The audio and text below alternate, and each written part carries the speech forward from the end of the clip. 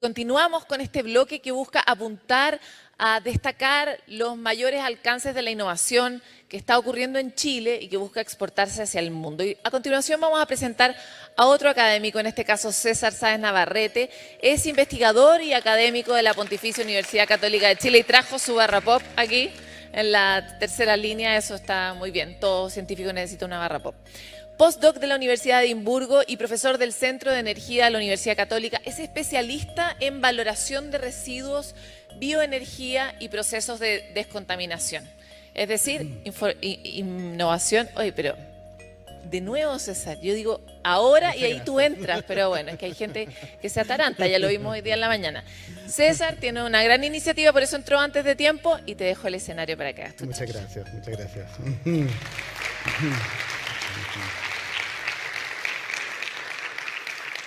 Muy bien, buenas tardes a todos y a todas. La verdad para mí es un honor estar acá. Voy a tratar de transmitirles lo que estamos haciendo hoy en día en términos tecnológicos, enfocado en un tema bien puntual, bien particular, que a mí en particular me gusta muchísimo, ¿no? ¿Saben ustedes cuál es la característica más extraordinaria que tiene nuestro planeta, a mi juicio? Es esta, que tiene la capacidad de, en parte al menos, depurar los residuos que genera la actividad humana, incorporando esos elementos en los ciclos del planeta. Ahora, hay un problema, ¿cierto? Hace ya mucho tiempo, esta capacidad, que le llamamos capacidad de autodepuración de la Tierra, ha sido absolutamente terminada, ¿no? Y eso nos genera un problema.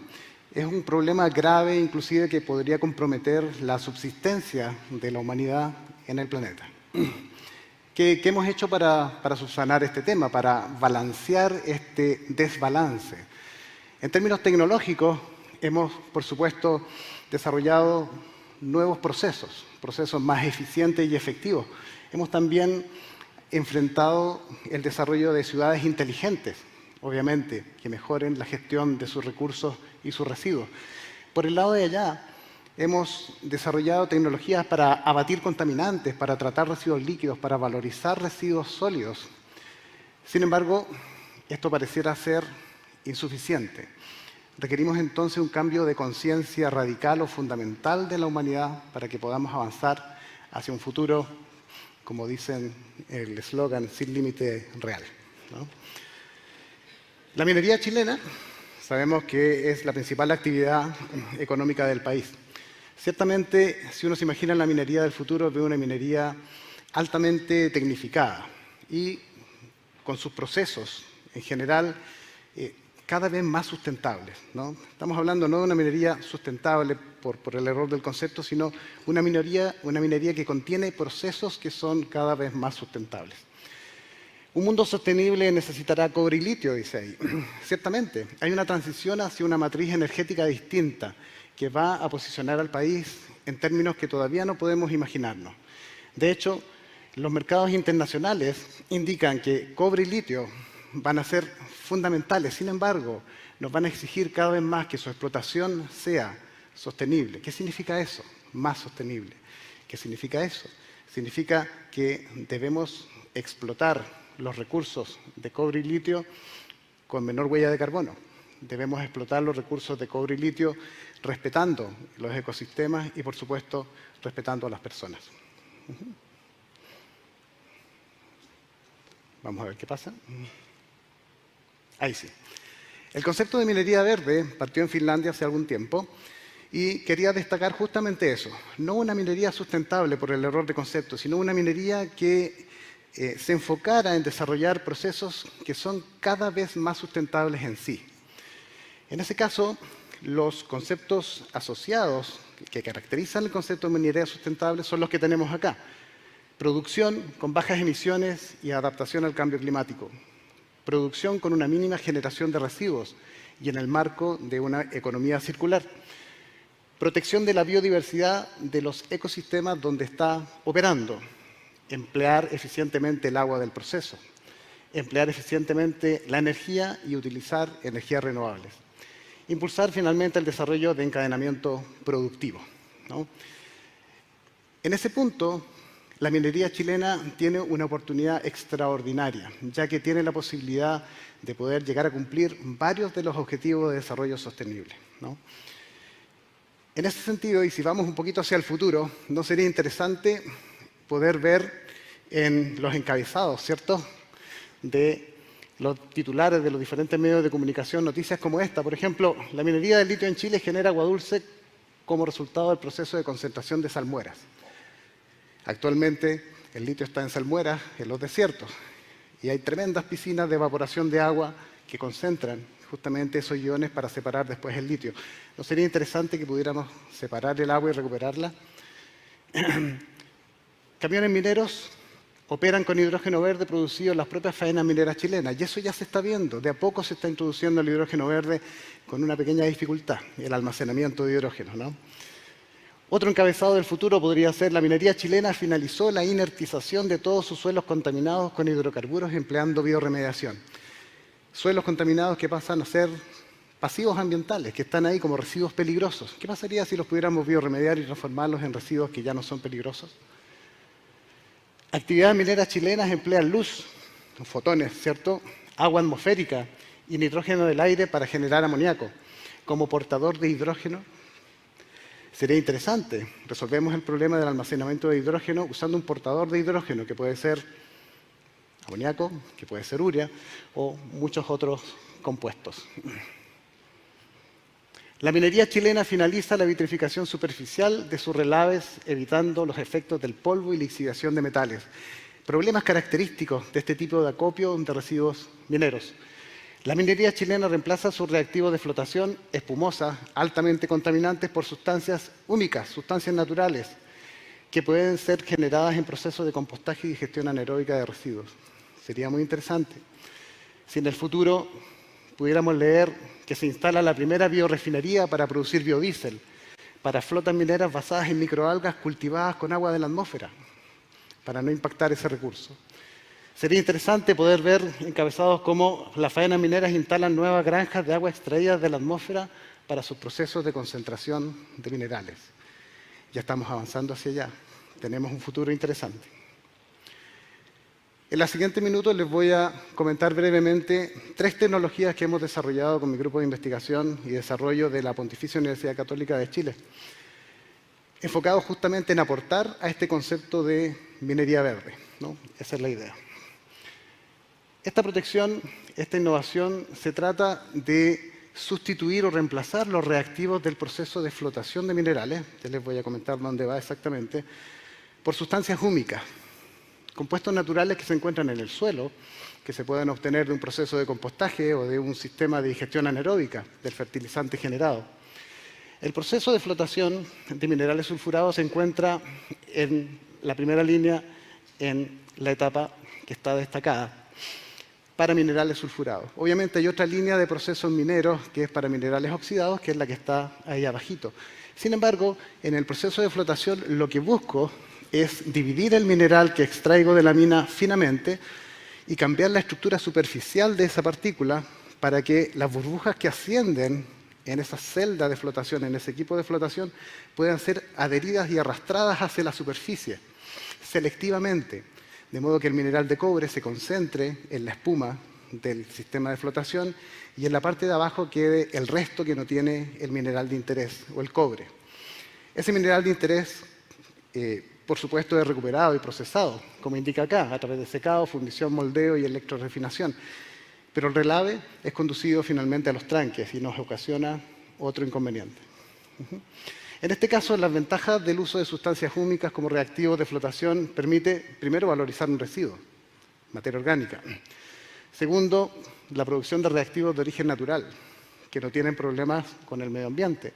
La reducción de acumulación de compuestos xenobióticos que no existen en parecidos en la naturaleza y la estabilización estructural y fisicoquímica de esos sitios donde se disponen estos relaves o tranques de relave. Eso nos lleva al tranque de relave. Para este tranque de relave hemos desarrollado otra tecnología. Le hemos denominado tecnología de vitrificación superficial de relaves por fundición puntual. Y lo que queremos hacer es evitar de una forma lo más sostenible posible los problemas que ocasionan estos acopios de mineral, sobre todo cuando se secan y hay viento, se produce polvo fino que pudiera contener metales y que provocan un problema en la salud de las personas, en los suelos de cultivo. Es bastante complicado. Si tienen humedad aún pueden generar lixiviados y generar metales que van a contaminar napas subterráneas o cursos de aguas superficiales. Tenemos el problema clásico del drenaje ácido. El drenaje ácido se produce cuando hay minerales expuestos, hay oxígeno de la atmósfera y hay humedad. Y esos microorganismos que son quimiolitotróficos realizan actividad biológica, generan acidez y esa acidez extrae metales del mineral y esos metales del mineral pasan a contaminar los cursos de agua superficiales. ¿Qué es lo que propusimos finalmente? Utilizamos un láser, así como Star Wars. Utilizamos un láser y fundimos la superficie del relave, una corteza finísima, muy delgadita, pero suficiente para encapsularlo, para contenerlo. En este caso, lo que usamos fue formador de vidrio que se encuentra en el mismo tranque de relave. ¿Qué es formador de vidrio? Nosotros siempre decimos de qué se hace el vidrio. Arena, óxido de silicio, óxido de aluminio. El tranque de relave tiene muchísimo de eso ya por la naturaleza del mineral. No agregamos nada, simplemente aplicamos una fuente puntual de energía con un láser que puede ser, imagínense, un concentrador solar. Un concentrador solar que esté sellando el tranque de relave y lo esté aislando con esta costra, con esta capa, ¿cierto?, que va a evitar que se produzca la dispersión de polvo contaminado con el viento, que se produzca infiltración de agua, que se produzca drenaje ácido y contaminación por esos efectos. Y esta costra vitrificada es una costra inerte. Realizamos ensayos que nos permiten demostrar que no lixivia ni siquiera bajo condiciones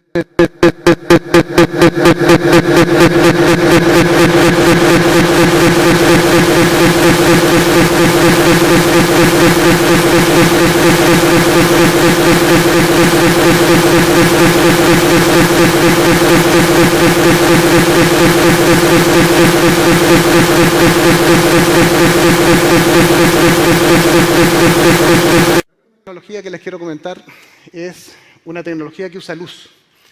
Desarrollamos un fotocatalizador.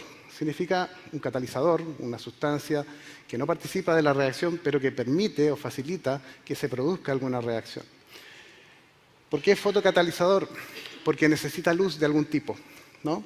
Y la utilizamos para poder transformar compuestos que están en un estado oxidado, como el CO2, que no es valioso, en compuestos que están en un estado reducido, que tienen mucho más valor, como el metano.